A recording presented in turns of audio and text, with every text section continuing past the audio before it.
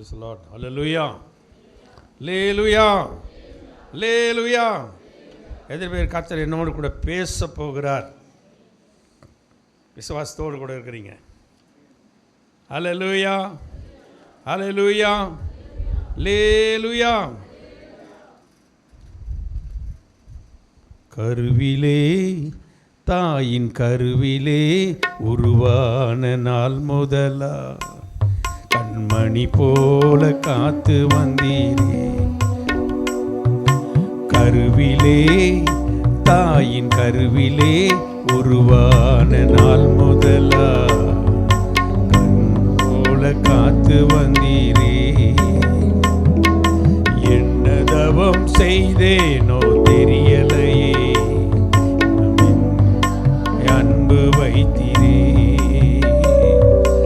என்ன தவம் செய்தேனோ தெரியலையே, என்னில் இவ்வளவா அன்பு வைத்தீரே. ஆராதிப்பேனா ஆராதிப்பேனா ஆயுள் நாளெல்லாம் ஆராதிப்பேனா ஆராதிப்பேனா ஆராதிப்பேனா ஆயுள் நாளெல்லாம் ஆராதிப்பேனா. கருவிலே தாயின் கருவிலே உருவான நாள் முதலா கண்மணி போல காத்து வந்தீரே. ஆமென். பிதாவே, நாங்கள் உம்மை துதிக்கிறோம். எங்களுடைய தாயின் கருவிலே நாங்கள் உருவாகும் முன்னே நீர் எங்களை தெரிந்து கொண்டீர் ஆண்டவரே. இதுவரைக்கும் எங்களை நடத்தி கொண்டு வருகிறீர். எங்களை இன்னும் நடத்தும். இயேசுவின் நாமத்தில் ஜெபிக்கிறோம் பிதாவே. ஆமென். அல்லேலூயா. கர்த்தருடைய பரிசுத்த நாமத்துக்கு மகிமை உண்டாகட்டும். இந்த நாளில் கர்த்தர் கொடுத்த வாக்கு தத்தத்தை நாம் எல்லாரும் எடுத்துக்கொண்டு நாம் அதையே கொஞ்ச நேரம் தியானிக்கலாம். நீதிமொழிகள் 19ஆம் அதிகாரம் எல்லோரும் எடுத்துக்கொள்ளுங்கள். 23ஆம் வசனம்.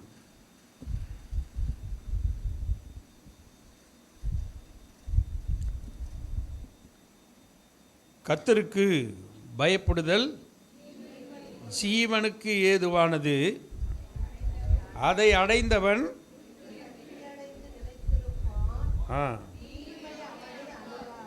லேலுயா. சரி, கர்த்தருக்கு பயப்படுகிறவன், கர்த்தருக்கு பயந்து அவர் வழியில் யார் யார் நடந்து கொண்டிருக்கிறோமோ அவங்களுக்கு கர்த்தர் சொல்கிறாரு,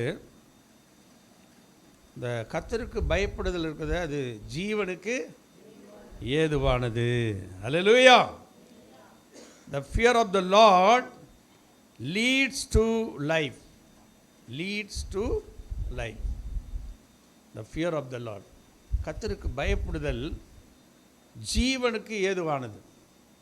Leads to life. அது நம்ம ஒவ்வொரு நாளும் நமக்கு ஆயுசு நாளை கூட்டி கொடுத்துக்கொண்டே இருக்கும். வேதம் திட்டவட்டமாக சொல்லுது, கர்த்தருக்கு பயப்படுகிறவனுக்கு ஆயுசு நாள் பெருகும். இந்த வேதத்தில் பார்த்தீங்கன்னா கர்த்தருக்கு பயந்தவங்களுக்கு தான் நிறைய ஆசீர்வாதத்தை ஆண்டவர் வைத்திருக்கிறார். அப்போ கர்த்தருக்கு நாம் பயப்படுகிறவர்களாய் மாற வேண்டும். இன்னும் பார்த்தீங்கன்னா அந்த நீதிமொழி 14:27 சொல்லப்படுது, கர்த்தருக்கு பயப்படுதல் ஜீவ ஊற்று, அதனால் மரண கண்ணிகளுக்கும் தப்பலாம். கர்த்தருக்கு பயப்படுதல் என்னதான்? ஜீவ ஊற்று. இந்த ஜீவன் நமக்கு நம்ம பயப்பட வேண்டிய அவசியம் இல்லை. ஐயோ, என் ஜீவன் போயிடுமோ, நான் பாதியிலேயே மரித்து போயிடணும், என் வாழ்க்கை முடிஞ்சிடுமோ, எனக்கு எதனா அட்டாக் வந்துடுமோ, இல்லை எதனா வியாதி வந்துடுமோ, பயப்படவே கூடாது. நீ கர்த்தருக்கு பயந்தாக்கா உனக்கு ஜீவன் ஆண்டவர் எப்படி கொடுக்குறாரா? ஊற்று. அல்லேலூயா. The fear of the Lord is a fountain of life. The fear of the Lord is a fountain of life. ஜீவ ஊற்று அப்படியே பெருக்கெடுத்து வந்துக்கிட்டே இருக்கும். நீ ஏன் நினச்சி பார்க்க மாட்ட, உனக்கு கர்த்தர் நீடித்த ஆயுளை கொடுப்பார். ஒரு செஞ்சுரி அடிப்பேன். ஹல்லேலூயா, ஹல்லேலூயா. அப்போ நம்ம கர்த்தருக்கு பயப்படணுமா வேண்டாமா? ஹல்லேலூயா. கர்த்தருக்கு பயப்படாதவங்களுக்கு ஆயுசு நல்லாயிடும், குறுகிடும், பாதி வயசுலேயே செத்து போயிடுவான். ஆனால் கர்த்தருக்கு பயந்தவனுக்கு ஆயுசு நாள் என்ன பண்ணும்? ஏன்னா நாம் ஆராதிக்கிற தேவன் மாத்திரம்தான் கொல்லவும் உயிர்ப்பிக்கவும் வல்லவராயிருக்கிறார். ஹல்லேலூயா, ஹல்லேலூயா, ஹல்லேலூயா. கர்த்தருடைய பரிசுத்த நாமத்துக்கு மகிமை உண்டாகட்டும். இந்த நீதிமொழி 14:25 கூட சொல்லுது, 26, கர்த்தருக்கு பயப்படுகிறவனுக்கு திட நம்பிக்கை உண்டு, அவன் பிள்ளைகளுக்கு என்ன பண்ணுமா? அடைக்கலம் கிடைக்கும். கர்த்தருக்கு பயப்படுகிறவனுக்கு எப்படி இருக்கும்? ஒரு திடமான நம்பிக்கை. ஒவ்வொரு நாளும் அவன் மைண்ட் ஒரு ஸ்ட்ராங்காக இருக்கும், ஒரு திடமான நம்பிக்கை. அருமையான தேவனுடைய பிள்ளைகளே, நாம் கர்த்தருக்கு ஒவ்வொரு நாளும், இன்றைக்கி கர்த்தருக்கு பயப்படுற பயம் ரொம்ப குறைஞ்சி போச்சு கிறிஸ்தவர்கள் மத்தியில். ஏதோ ஞாயிற்றுக்கிழமை ஒரு நாள் வந்து ஆராதனை பண்ணிட்டு போனால் போதும், மீதி இருக்கிற 6 நாளும் நம்ம எப்படி ஒன்றா என்ன பண்ணலாம்? வாழலாம். அது இல்லை வாழ்க்கை. அனுதினமும் நாம் ஆண்டவரோடு கூட என்ன பண்ணோம்? வாழ வேண்டும். ஆமென். அனுதினமும் ஆண்டவரோடு கூட நாம் நடக்க வேண்டும். ஏனோக்கு எத்தனை வருஷம் தேவனோடு கூட சஞ்சரித்தான்? 300 வருஷம். அவனுக்கு மனைவி இருந்தாங்க, பிள்ளைகள் இருந்தாங்க, குடும்பம் இருந்தது, நிறைய பொறுப்புகள் இருந்தது. இருந்தாலும் 300 வருஷம் ஆண்டவரோடு கூட என்ன பண்ணான்? நடந்தான். ஆண்டவரோடு கூட பேசிக்கொண்டே இருந்தான். தேவனே பார்த்தார், அவனை என்ன பண்ணார்? மரணத்தையே காணாமல் அவனை என்ன பண்ணார்? எடுத்துக்கொண்டார். எதிர்பார்க்க அந்த மாதிரி ஆசை. ஹல்லேலூயா. ஆமாம், கர்த்தரை விசுவாசிக்கிறவன் மரித்தாலும் மரிக்காமலும் இருப்பான். நம்ம ஆண்டவரோடு கூட வாழும்போது மரணத்தை பற்றி நமக்கு கவலையே வராது. அப்போ கர்த்தருக்கு பயப்படுகிறவன் அவனுக்கு திட நம்பிக்கை உண்டு. அவன் பிள்ளைகளுக்கு என்ன பண்ணோம்? பாதுகாப்பு கிடைக்கும். அதுக்கப்புறம் சொல்லுது, கர்த்தருக்கு பயப்படுற ஜீவ ஊற்று மரண கண்ணிகளுக்கு என்ன பண்ணலாம்? மரண கண்ணிகள். இன்றைக்கி உலகத்தில் நிறைய மரண கண்ணிகள் இருக்குது. ஐயோ, நேற்று நல்லா இருந்தார்ப்பா, ராத்திரி நேற்று நைட்டு நல்லா தான் தூங்கினார், காலையில் என்ன ஆகிட்டார்? போயிட்டார். எவ்வளோ பேர் நம்ம கேள்விப்படுறோம். மரண கண்ணிகளுக்கு உன்னை ஆண்டவர் தப்பி வைப்பார். ஆமென். ஹல்லேலூயா, ஹல்லேலூயா. அப்போ மரண கண்ணிகள் இந்த பூமியில் நிறைய சூழ்ந்து கொண்டிருக்கிறது. அந்த மரண கண்ணிகளுக்கு நீ தப்ப வேண்டுமானால் நீ என்ன பண்ணணும்? கர்த்தருக்கு பயப்பட வேண்டும். ஆமென். நமக்கு எல்லாருக்கும் தெரிந்த ஒரு ஆவிக்குரிய விசுவாச தகப்பன் யார்? ஆபிரகாம். அவரை பற்றி நம்ம எல்லாருக்கும் தெரியும். அவரை பார்த்து ஆண்டவர் சொல்கிறார் ஒரு வார்த்தை. நீங்கள் ஆதியாகமம் 22:12 வாசித்தீங்களா? ஆபிரகாமே அப்படின்னு கூப்பிட்டு, உன் புத்திரன் என்றும் உன் ஏக சுதன் என்றும் நீ நேசகுமாரன் என்றும்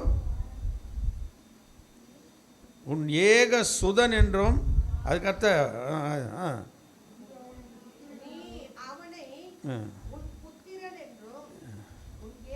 அது ஃபுல்லாக வேணாம், அதுக்கு நடுவில் உன் ஏக சுதன் என்றும் பாராமல் எனக்காக ஒப்பு கொடுத்தபடியால் நீ என்று அறிந்திருக்கிறார். பாருங்கள், ஆண்டவரே ஆபிரகாமுக்கு ஒரு சாட்சி கொடுக்குறார். ஏன்பா, நீ ரொம்ப ரொம்ப நேசித்த உன் பிள்ளைய, அனுதினமாக அவனோடு கூட கொஞ்சி கொலாவின, ஆனால் எனக்கு கொடுத்துருன்னு நான் கேட்டேன்.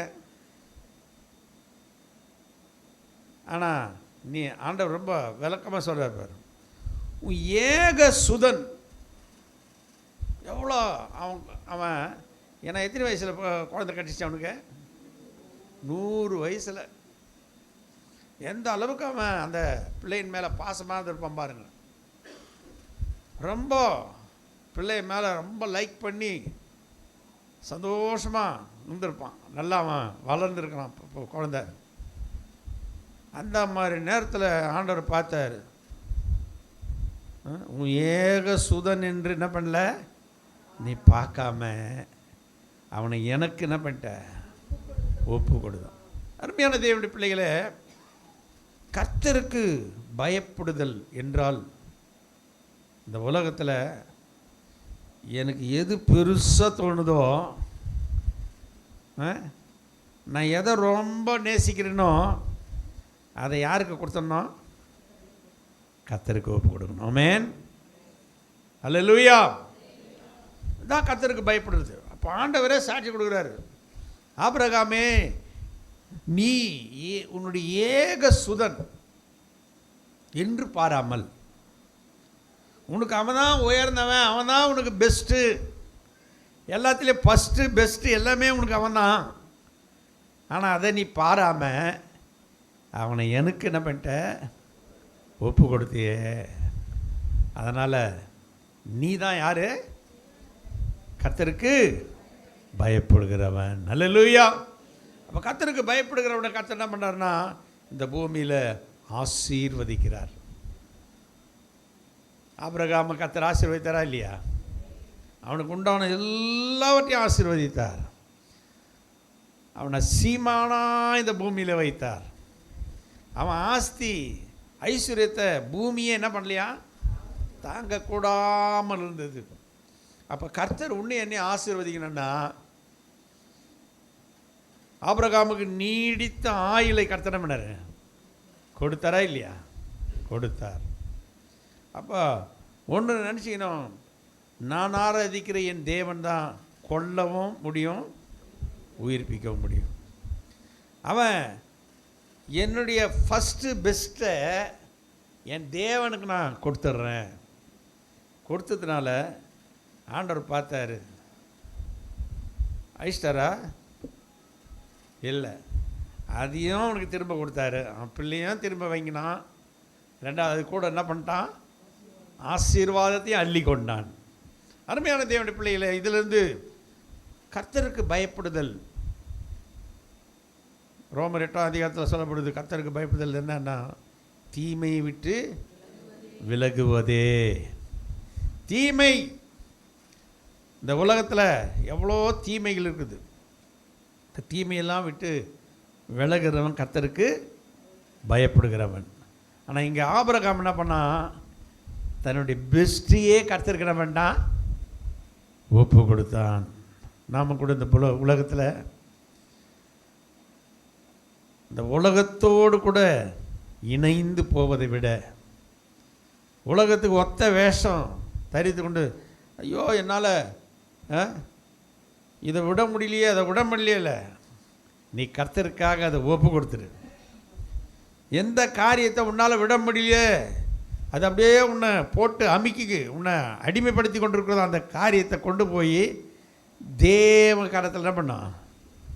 ஆண்டவரே, இதை நான் உமக்கு ஒப்பு கொடுக்குறேன். ஆண்டவரே, என்னை அடிமைப்படுத்துகிற எந்த காரியமாக இருந்தாலும் அது எனக்கு இல்லை, அது உமக்கு. ஆண்டவரே, ஆண்டவர்கிட்ட ஒப்பு கொடுத்துட்டீங்கன்னா உன்னை கர்த்தர் பார்ப்பார், நீ தான் எனக்கு பயப்படுகிறவன், நான் பயப்படுகிறவன். உன்னை நான் ஆசீர்வதிக்கவே, ஆசீர்வதித்து உன்னை பெருகவே பெருக பண்ணுவேன். கர்த்தருடைய பரிசுத்த நாமத்துக்கு மகிமை உண்டாகும். கர்த்தருக்கு பயப்படுகிற காரியத்தை குறித்து நிறைய நம்ம மெசேஜ் கேட்டுக்கிறோம். நிறைய பரிசுத்தவான்களை குறித்து நம்ம வேதத்தில் படிக்கிறோம். ஆனால் இன்றைக்கி ஃபஸ்ட்டு கர்த்தருக்கு பயப்படுதல் ஜீவனுக்கு ஏதுவானது. உனக்கு கர்த்தர் ஜீவனை ஒவ்வொரு நாளும் கூட்டி தந்து கொண்டே இருப்பார். ஆயுசுனால் கர்த்தர் பெருக்கி கொண்டே இருப்பார். நீ ஒன்றும் செய்ய வேணாம், கர்த்தருக்கு மட்டும் பயந்து நீ வாழ்ந்து கொண்டு உனக்கு இந்த உலகத்தில் எது பெருசாக தோணுதோ அதெல்லாம் கர்த்தர் கையில் என்ன பண்ணு, ஒப்பு கொடுத்துரு. உன்னை அடிமைப்படுத்துகிற, உன்னை ஆண்டவர் கையிலேருந்து பிரிக்க நினைக்கிற எந்த காரியமாக இருந்தாலும் அதை கர்த்தர் கையில் என்ன பண்ண ஒப்பு கொடுத்துட்டேன்னா கர்த்தர் உன்னை ஆசீர்வதிக்கவே ஆசீர்வதிப்பார். ஆமென், அல்லேலூயா. சரி, ரெண்டாவது அங்கே சொல்லப்படுகிறது, அதை அடைந்தவன் என்ன பண்ணுவானா, திருப்தி அடைந்து ஆமாம் நிலைத்திருப்பான். அல்லேலூயா. The fear of the Lord leads to life, and he who has it will abide in satisfaction. He will not be visited with evil. அது சொல்லப்படுது. அப்போ அதை அடைந்தவன், எதை அடைந்தவன், இந்த கர்த்தருக்கு பயப்படுகிற காரியத்தை அடைந்தவன், கர்த்தர் கையில் ஜீவனை பெற்றுக்கொண்டவன் இந்த பூமியில் எப்படி இருப்பானா, அபைட் இன் சாட்டிஸ்ஃபேக்ஷன். அவன் எப்படி இருப்பான்னா நிலைத்திருப்பான். எப்படி நிலைத்திருப்பான்? ஆமென், அல்லேலூயா. கர்த்தருடைய பரிசுத்த நாமத்துக்கு மகிமை உண்டாவதாக. அங்கே சொல்லப்படுவது அவன் நிலைத்திருப்பான், திருப்தி அடைந்து நிலைத்திருப்பான். வாழ்க்கையில் நிறைய பேருக்கு திருப்தியே கிடையாது. வேதம் சொல்லுது, பணப்பிரியன் பணத்தினால் என்ன பண்ணதில்ல, திருப்தி அடைவதில்லை. செல்வ பிரியன் செல்வத்தினால இந்த உலகத்தில் சேர்க்கணும் சேர்க்கணும் சேர்க்கணும் சேர்க்கணும் தான் சுற்றுறான மனுஷன். எனக்கு ஒரு திருப்தி இருக்குது அப்படின்னு யாருமே இது வரைக்கும் சொல்கிறது கிடையாது. அதனால் ஒரு திருப்தியை, ஒரு சாட்டிஸ்ஃபேக்ஷனை கர்த்தர் உண்டாக்குவார். யாருன்னா, நீ கர்த்தருக்கு பயந்து அவரிடத்தில் ஜீவனை பெற்றுக்கொள்ளும் போது ஒரு ஃபுல் சாட்டிஸ்ஃபேக்ஷன். எனக்கு இருக்கிறதெல்லாம் போதும், என் தேவன் என்னை உயர்த்தி வைத்திருக்கிறார். அல்லேலூயா. என் தேவைகளை ஒவ்வொரு நாளும் அவர் சந்தித்து என்னை உயர்த்துகிறார். அவன் எப்படி இருப்பான்னா நிலைத்திருப்பான். அவனை யாராலும் என்ன பண்ண முடியாது. அதான் வேதம் சொல்லுது, அபைடிங், நிலைத்திருத்தல், திருப்தி அடைந்து நிலைத்திருக்கிறோம். கர்த்தருடைய பரிசுத்த நாமத்துக்கு மகிமை உண்டாகட்டும். அவனை யாராலும் அசைக்க முடியாது. அவன் ஒவ்வொரு நாளும் ஸ்ட்ராங்காக நிற்பான். அவன் இருதயம் கர்த்தரை நம்பி என்ன பண்ணும், திடனாய் நிற்கும். என்ன காற்று அடித்தாலும், என்ன புயல் அடித்தாலும், என்ன பலவிதமான சூறாவளி அடித்தாலும் அவன் என்றென்றைக்கு அசைக்கப்படாதிருப்பான். அல்லேலூயா, அல்லேலூயா. அப்போ பாருங்க, யார் அசைக்கப்படாது இருப்பான்? வேதத்தில் சொல்லப்படுது, இந்த உலகத்திலேயே 3 நிலைத்திருக்கும் அப்படின்னு ஒரு வசனம் சொல்லுது. எதனா ஞாபகம் இருக்குதா உங்களுக்கு? இந்த உலகத்திலே 3 நிலைச்சிருக்கும். அல்லேலூயா. என்னன்னா தெரியுமா, பூமியில்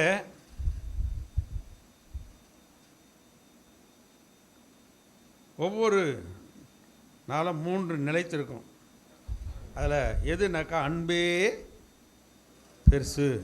இப்போலாம் சொல்லுவீங்கன்னு நினைக்கிறேன். 1 கொரிந்தியர் 13:13 வாசிங்க. 1 கொரிந்தியர் 13:13.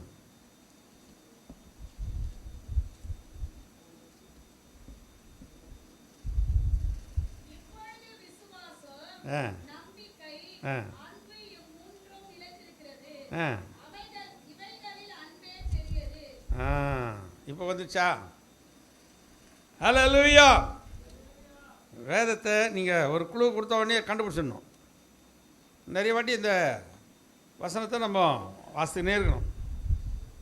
இங்கே சொல்லப்படுது, விசுவாசம் நம்பிக்கை, அன்பு, இம்மூன்றும் நிலைத்திருக்கிறது, இவைகளில் அன்பே பெரியது. அல்லேலூயா. இந்த 3 காரியம். விசுவாசம், ஆண்டவர் மேலே வைக்கிற விசுவாசம். அந்த விசுவாசத்தை நம்ம ஒவ்வொரு நாளும் விடாமல் பற்றி, ஏன்னா அதுதான் இந்த பூமியில் நிலைத்திருக்கும். இந்த உலகத்தில் இருக்கிறதெல்லாம் அழிஞ்சு போயிடும். சூரியனுக்கு கீழே காண்கிறதெல்லாம் மாயை, மாயை, மாயை, எல்லாம் மாயை. அழகு, அந்தஸ்து, பட்டம், பதவி, சௌந்தரியம் எல்லாம் என்னது? மாயை. இந்த உலகத்திலே 3 தான் நிலைச்சிருக்கோம். என்ன சொல்லுங்க பார்க்கலாம்? விசுவாசம், நம்பிக்கை, அன்பு. இந்த 3லையும் ஒன்று என்னதான் பெருசு? எதுதான்? அன்பே பெரியது. அல்லேலூயா. கர்த்தருடைய பரிசுத்த நாமத்துக்கு மகிமை உண்டாகட்டும். பாருங்க, தாவீது ராஜா அவன் சொல்கிறான், இந்த உலகத்தில் இருக்கிறதுல 1 நாளாகமம் 29:15 வாசித்தீங்கன்னா, பூமியின் மேல் எங்கள் நாட்கள் ஒரு நிழலை போல இருக்கிறது, நிலைத்திருப்போம் என்னும் நம்பிக்கை இல்லை. 1 நாளாகமம் 29:15.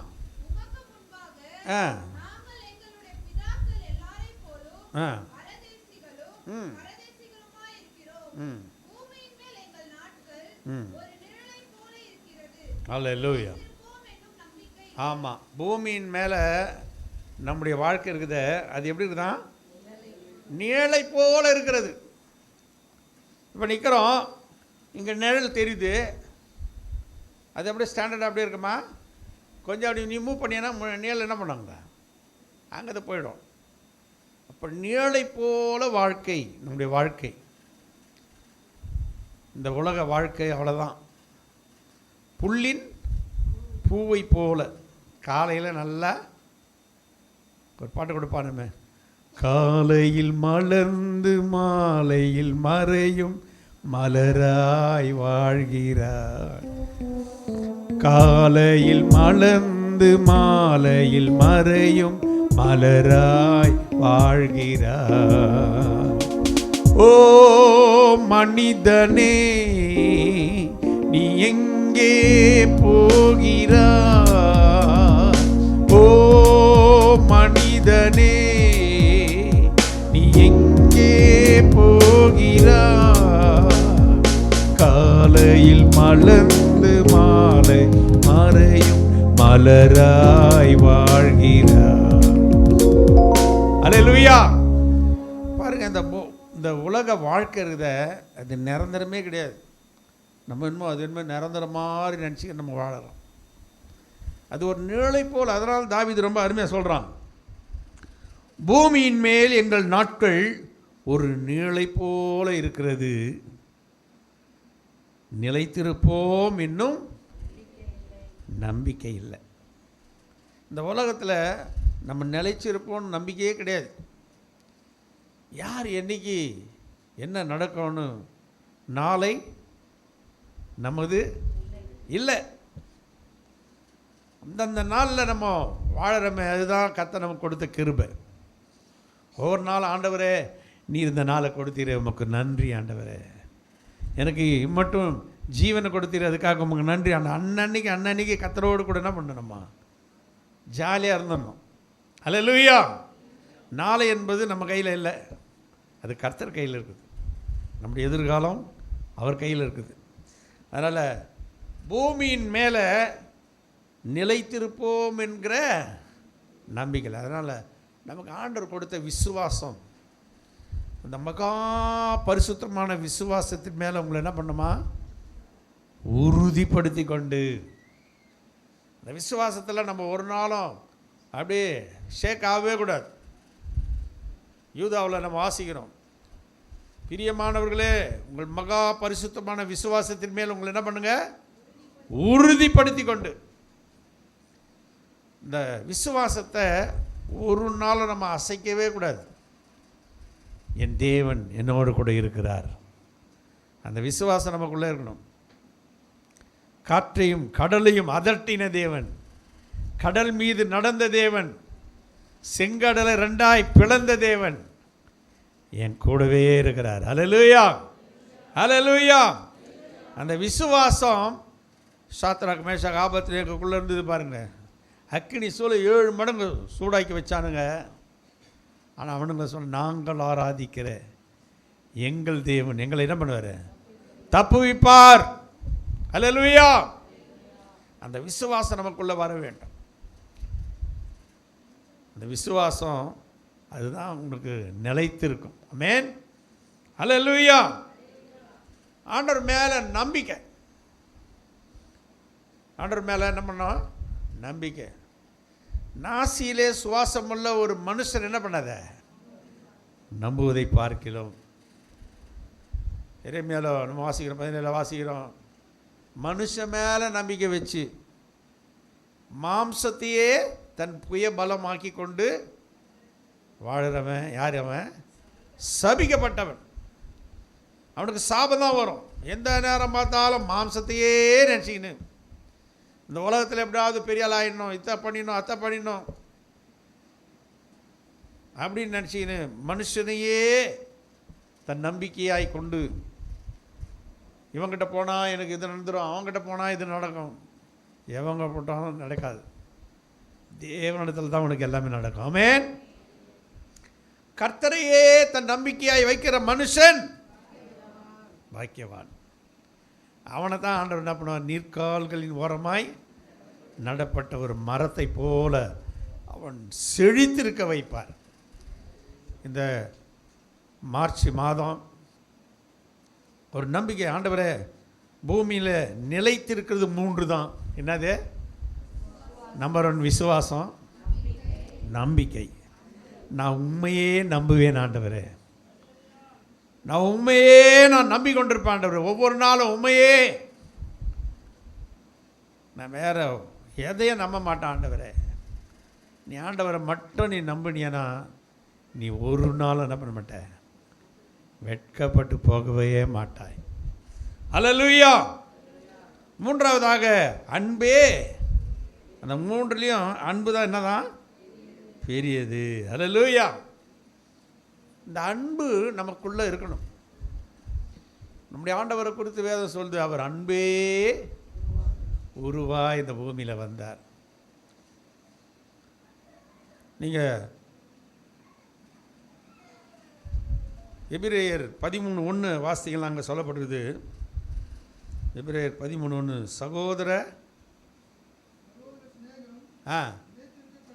ஆமென், சகோதர சிநேகம். சகோதர சிநேகம். அல்லேலூயா. அப்படின்னா நான் சகோதரர்களுக்குள்ள என்ன இருக்கணும்? ஒரு அன்பு. சகோதர சிநேகம் நிலைத்திருக்க கடவுது இருக்குதுல்ல. சகோதரர்களுக்குள்ள ஒரு சகோதரிகளுக்குள்ள ஒரு அன்பு இருக்கணும். அன்பை குறித்து நிறைய நம்ம மெசேஜ் கேட்குறோம். 1 Corinthians 13 நீங்கள் வாசிக்கலாம். நிறைய அன்பு சகலத்தையும் தாங்கும், சகிக்கும், நம்பும். அதுக்கு என்ன இருக்காது? பொறாமை இருக்காது. அல்லேலூயா. அன்பை குறித்து நம்ம டெய்லி நம்ம வாசிக்கிறோம், கேட்குறோம். ஆனால் அன்பு இருக்குதா? அந்த அன்பு நமக்குள்ளே நிலைத்திருக்க வேண்டும். சகோதர சிநேகத்தில் நாம் நிலைத்திருக்க வேண்டும். இன்றைக்கி ஆண்டவர்கிட்ட ஆண்டவர் அதை தான் எதிர்பார்க்குறான் நம்மக்கிட்ட. ஒருவர் மேல் ஒருவர் எப்படி இருக்கணும்? பட்சமாக இருக்கணும். ஒருவரை ஒருவர் நாம் நேசிக்கணும். இந்த பைபிளில் வந்து நிறைய நியாயப்பிரமாணம் இருக்குது. ஆண்டவர் எத்தனை கட்டளை எழுதி கொடுத்தாரு? 10 கட்டளைகளை எழுதி கொடுத்தாரு. ஆனால் ஒரே ஒரு வார்த்தையில் எல்லாம் நிறைவேறிடும்ன்றார். நீ உன்னிடத்தில் ரோமர் 13 இருக்குதுல்ல, நீ உன்னிடத்தில் எப்படி அன்பு கூறுறியோ அதே மாதிரி நீ பிறனிடத்தில் அன்பு கூறுவாயாக என்கிற ஒரே வார்த்தையில் நியாயப்பிரமாணம் முழுவதையும் நீ என்ன பண்ணிட்ட? நிறைவேற்றிட்டேன்னு அர்த்தம். அப்போ நியாயப்பிரமாணம் முழுவதும் கொலை செய்யாதிருப்பாயாக, விபச்சாரம் செய்யாதிருப்பாயாக, களவு செய்யாதிருப்பாயாக, பிறனுடைய இச்சையாதிருப்பாயாக, என்னை என்று வேறு தேவர்களே உண்டாக்காதிருப்பாயாக, 6 நாள் வேலை செய்வாயாக, 7ஆம் நாள் உங்களுக்கு ஆராதனை செய்கிற நாளாக இருப்பதாக, இதெல்லாம் சொல்கிறார்ல. இதை எல்லாத்தையும் சேர்த்து ஆல் இன் ஒன் ஆகிட்டார். என்னது ஆல் இன் ஒன்று? நீ உன்னிடத்தில் எப்படி அன்பு கூறுவியோ அதே போல் என்ன பண்ண, அன்பு கூறுவாயாக. இதை தான் ஆண்டவர் நம்மக்கிட்ட எதிர்பார்க்குறார். உனக்கு நீ ஆயுசு நாள் நல்லா நீடித்து வாழணுன்றியா, ஒவ்வொரு நாளும் நீ உன்னை எப்படி நேசிக்கிறியா அதே பேர் மற்றவங்களை என்ன பண்ண, நேசி. நீ உன்னை நேசிப்பது போல மற்றவங்களிடத்தில் அன்பாயிரு. எனக்கு அடித்தாக்கா என்ன பண்ணோம், வலிக்கும்னு தெரியும்ல. அதே போல் அடுத்தவங்களை அடித்தாக்கா அவங்களுக்கு வலிக்கும், அவங்க கஷ்டப்படுவாங்க அப்படின்னு நம்ம உணர்றது தான் அது. உன்னை போல நீ பிறர் என்ன பண்ண, நேசி. அல்லேலூயா. நம்ம யாரையும் அடிக்கக்கூடாது.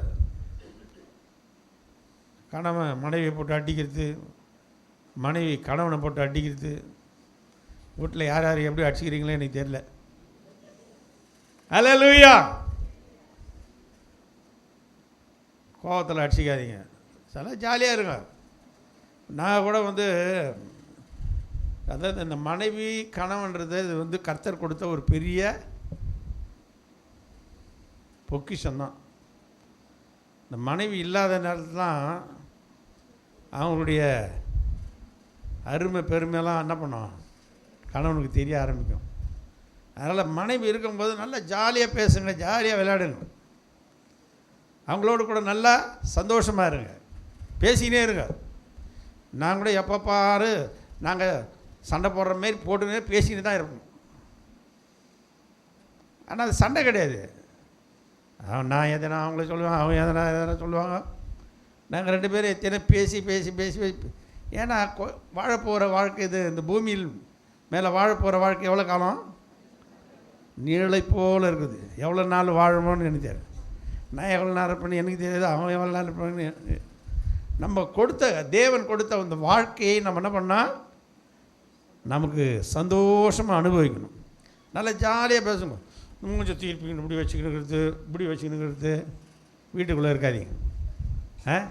காலையில் ஏதோ இந்த ஊடலும் கூடலும்னுவான். அல்லேலூயா. என்னென்னா ஒருத்தர் கணவன் மனைவின்னா பிரச்சனை வராது இருக்காது. எதையாவது ஒன்று, ஏய் என்ன இந்த வீடு இப்படி இருக்கு வரோம், நான் அவருக்கு நீ தான் போயிருக்கான், ஒருத்தர் சண்டை வருமா இல்லையா?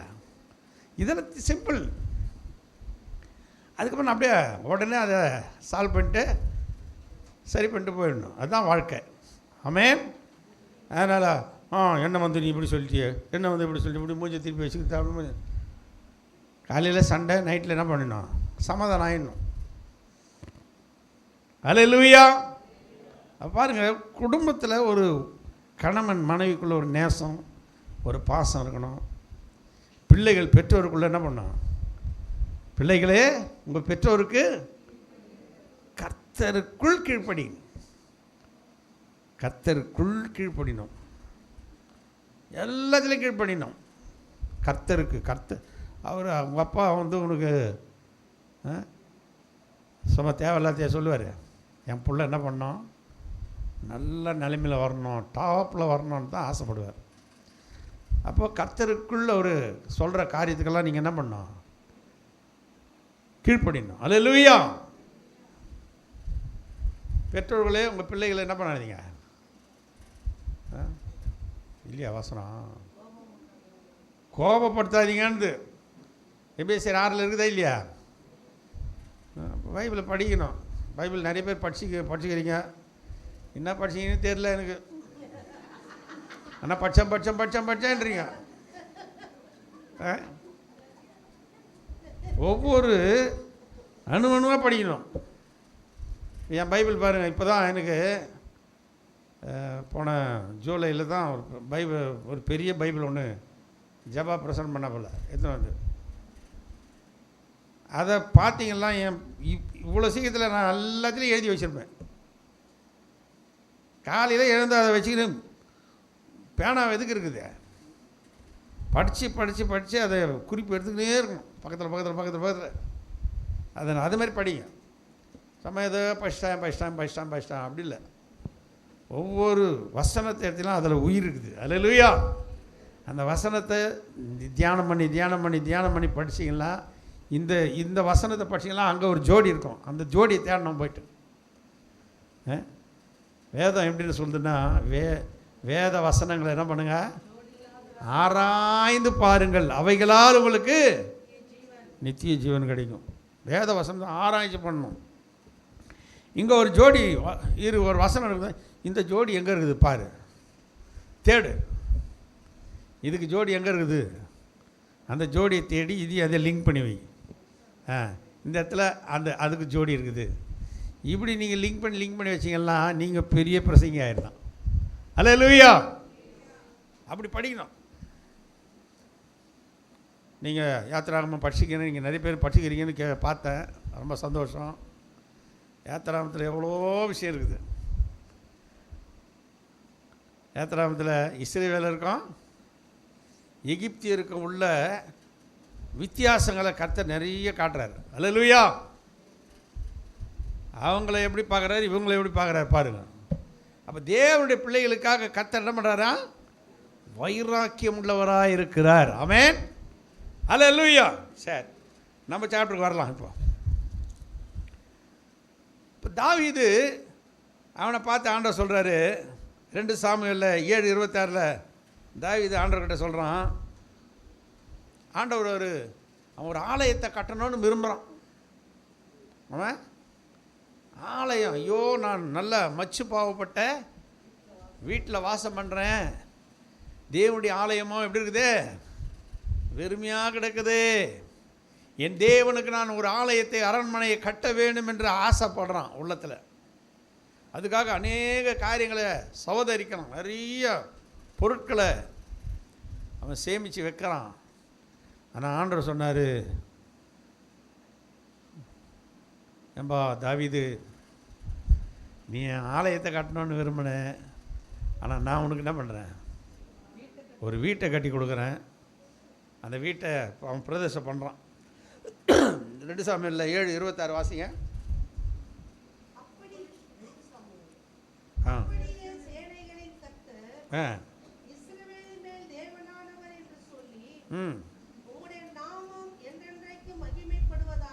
ஆமென். அல்லேலூயா. ஆண்டவர் ஒரு வீட்டை கட்டி கொடுத்துட்டார். இப்போ அதை ஆண்டவர்கிட்ட சொல்கிறான், உமது அடியானாகிய தாவீதின் வீடு உமக்கு முன்பாக நிலை நிற்பதாக. அல்லேலூயா. நிலை நிற்பதாக. உங்களுடைய அடியானுக்கு நீர் கொடுத்த வீடு உமக்கு முன்பாக எப்படி இருக்கணும் ஆண்டவரே, நிலைத்திருக்கணும் ஆண்டவரே. அதுக்கப்புறம் நீங்கள் 29 வாசித்தீங்கன்னா அந்த வீட்டை பிரதிஷ்டை பண்ணும்போது அவன் சொல்கிறான்,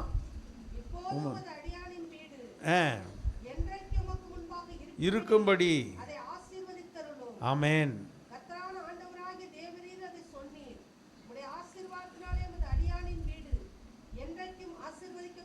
அல்லேலூயா. இப்போ அடியானுடைய வீடு, அல்லேலூயா, நிலைத்திருக்கணும் ஆண்டவரே, அது என்றைக்கும் உமக்கு முன்பாக இருக்கணும் ஆண்டவரே, ஆசீர்வதிக்கணும்ப்பா. நம்ம ஆவிக்குரிய வீடு, இது ஆண்டவர் கட்டி கொடுத்த ஒரு ஆவிக்குரிய வீடு. நீ நானும் ஒரு ஆவிக்குரிய வீடு. ஆமென். இந்த வீடு இந்த உலகத்தில் இருக்க வீடு, அதை நம்ம விட்டுட்டு போக போகிறோம். ஆனால் இந்த கூடாரம் இருக்குதே, இது தேவனால் நமக்கு கிருபையாய் கொடுத்த கூடாரம். இந்த கூடாரம் எப்படி இருக்கணும்னா ஒவ்வொரு நாளும் சமாதானமாக இருக்கணும். அதுக்கு என்ன பண்ணணும்னா, உமது அடியானுடைய வீடு எப்பொழுதும் உமக்கு முன்பாக எப்படி இருக்கணும், இருக்கணும் ஆண்டவரே, நிலைத்து இருக்கணும் ஆண்டவரே. அது உமக்கு முன்பாக அது ஆசீர்வாதமாக இருக்கணும் ஆண்டவரே. எத்தனை பேர் ஜெபம் பண்ணுறீங்க உங்கள் வீட்டுக்காக? இந்த உலகத்தில் கட்டுற வீடு இதை அது கட்டிடலாம், நம்ம அது சிமெண்ட் ஜெல்லியை வச்சு வாங்கி அடிச்சு விட்டுடலாம் அதை. ஆனால் இந்த வீடு இருக்குதே, இதுதான் ஆவிக்குரிய கூடாரம். அல்லேலூயா. இந்த ஆவிக்குரிய இந்த கூடாரம் இது எங்கே போனோம்னா அங்கே பரலோக ராஜ்யம் போனோம். ஆமென். இந்த கூடாரத்துக்குள்ளே ஒரு பொக்கிஷம் இருக்குது.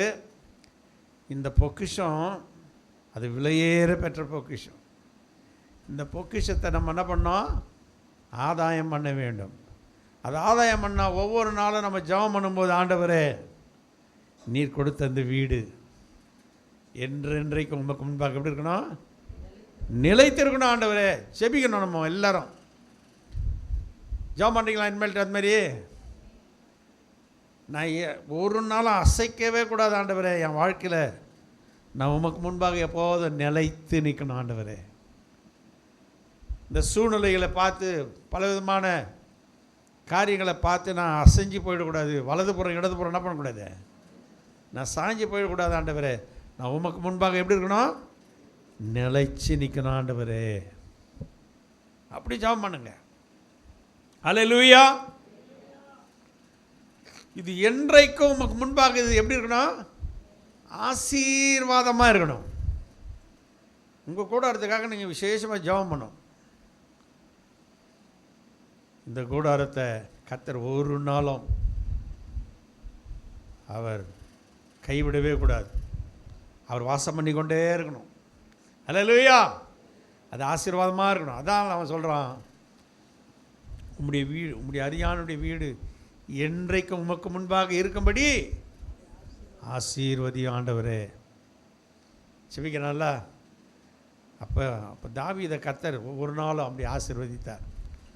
அதனால தான் தாவீதை மேலே கர்த்தர் அவ்வளோ பிரியமாக இருந்தார். அல்லேலூயா. அவர் சந்ததிகள் கூட தாவீது நிமித்தம் நான் உங்களுக்கு என்ன பண்ணுறேன்? இரக்கம் செய்கிறேன்றார். அல்லேலூயா. அப்போ பாருங்கள், ஒவ்வொரு நாளும் நம்முடைய கூடாரத்துக்காக நாம் செபிக்கிறவர்களாய் மாற வேண்டும். இந்த கூடாரத்தை அடுத்தது சொல்லப்படுது, நான் முடிக்க போகிறேன். அடுத்தது சொல்லப்படுது, தீமை அணுகாது. அல்லேலூயா. கர்த்தர் எல்லா தீமைக்கும் விலக்கி நம்மை காக்கின்றார். கர்த்தர் எல்லா தீமைக்கும் விலக்கி நம்மை காக்கின்றார். அவர் எனது ஆத்துமாவை அனுதினம் காத்திடுவார். அவர் எனது ஆத்துமாவை அனுதினம் காத்திடுவார். உதவி வரும் கண்மலை நோக்கி பார்க்கின்றேன். வானமும் வையம் படைத்தவரை நான் பார்க்கின்றேன். உதவி வரும் கண்மலை நோக்கி பார்க்கின்றேன்.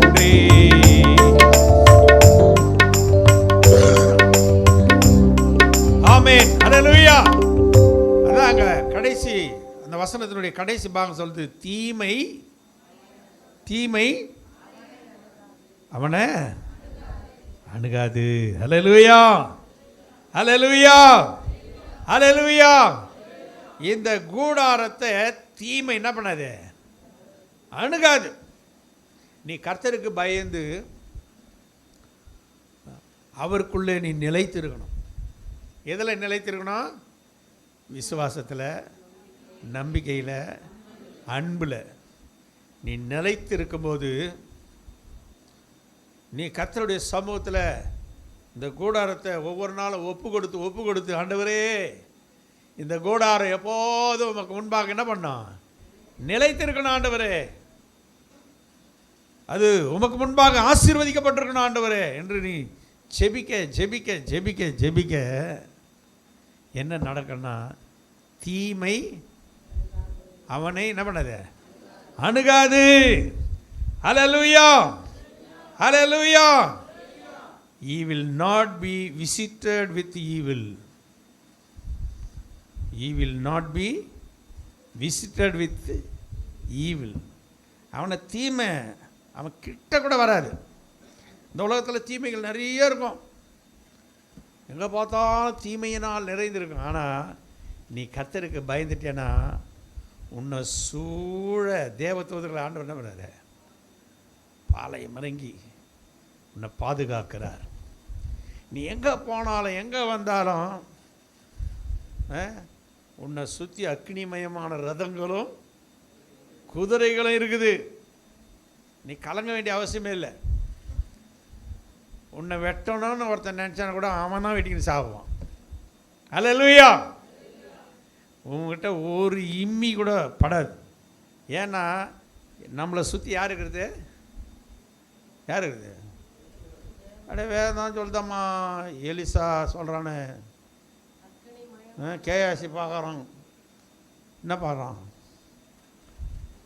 ஆண்டவரே இவன் கண் என்ன பண்ணு திறங்கவனுக்கு ஒரு ஜெபம் பண்ணுறாரு. அவன் கண்ணை ஆண்டவர் திறந்தார். என்ன பண்ணான்? பார்த்தான். என்ன பார்த்தான்? அக்கினிமயமான குதிரைகளும் ரதங்களும் நிற்கிறதை பார்த்தான். அப்போ ஒவ்வொரு தேவனுடைய பிள்ளை, தேவனுக்கு பயப்படுற ஒவ்வொரு மனுஷனுக்கும் சுற்றி தேவன் என்ன பண்ணாரு? 34 சங்கீதத்தில் வாசிக்கிறல்ல, கர்த்தருக்கு பயந்தவங்களை சூழ பாளையம் இறங்கி என்ன பண்ணுறாங்க? அவங்கள விடுவிக்கிறார்கள், பாதுகாக்கிறார்கள். அப்போ நீ சாதாரண ஒரு ஆளாக நீ போகிறது கிடையாது. உன்னை சுற்றி பூனைப்பட எல்லாம் இருக்குது. என்னென்ன படை இந்த உலகத்தில் 4 அடுக்கு 5 அடுக்கு போட்டுருக்கிறானுங்களே, அவனுக்கு அந்த 4 அடுக்கு 5 அடுக்கு தாண்டி கூட அவனை காலி பண்ணிடுவான். ஆனால் நம்மளை காலி பண்ண ஒருத்தரால முடியாது. ஆமென். எத்தனை பேர் விசுவாசிக்கிறீங்க? ஹல்லேலூயா. ஏன்னா தேவாதி தேவனுடைய சேனை உன்னை என்னை சுற்றி காணப்படுகிறது. நீ எங்கே போனாலும் நீ தைரியமாக போகலாம். உன்னை சுற்றி யார் இருக்குது? அக்கினிமயமான ரதங்களும் குதிரைகளும். அல்லேலூயா. அப்போ ஒவ்வொரு நாள் நீ நினைக்கணும், என்னை சுற்றி அக்கினிமயமான ரதங்களும் குதிரைகளும். அப்போஸ்தலன் பவுல் சொல்கிறான் பாருங்க. நீங்கள் 2 தீமோத்தேயுல 4:17-18 வாசித்தீங்கன்னா தெரியும். கர்த்தரோ எனக்கு துணையாக இருந்து கர்த்தர் எல்லா தீமைக்கு என்ன பண்ணாரா? ரட்சித்தார். அல்லேலூயா. அது 2 நான் சும்மா சிம்பிளாக சொல்கிறேன் உங்களுக்கு. கர்த்தரோ எனக்கு துணையாக இருந்து என்னை எல்லா தீமைக்கு என்ன பண்ணிட்டாரு? தீமையிலிருந்து என்னை ரட்சித்தார். அல்லேலூயா. நான் இப்போ எங்கே போகிறேன்னா பரம ராஜ்யத்தை அடையும்படி என்னை காப்பாற்றுவார். கர்த்தருடைய பரிசுத்த நாமத்துமே. அப்போ ஒவ்வொரு நாளும் நீ இந்த பூமிக்குரியவன் அல்ல. நீ யாருக்குரியவன்? பரலோகத்துக்குரியவன். ஆமென். நான் வானத்துக்குரியவன். இப்போ வானத்தில் உள்ள எல்லா சத்துருவின் சேனைகளை முறியடிக்க எனக்கு தேவன் வல்லமையை தருகிறார். எல்லோரும் எழுந்து நிற்கலாமா? சப்பனியாவில் 3ஆம் அதிகாரத்தில் சொல்லப்படுது,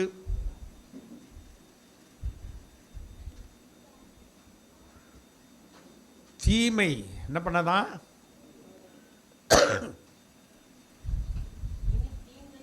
தீங்கை காணாதிருப்பாய் சொல்லப்படுது இல்லை? எல்லாருக்கும் தெரிஞ்ச வசனம் தான் அது.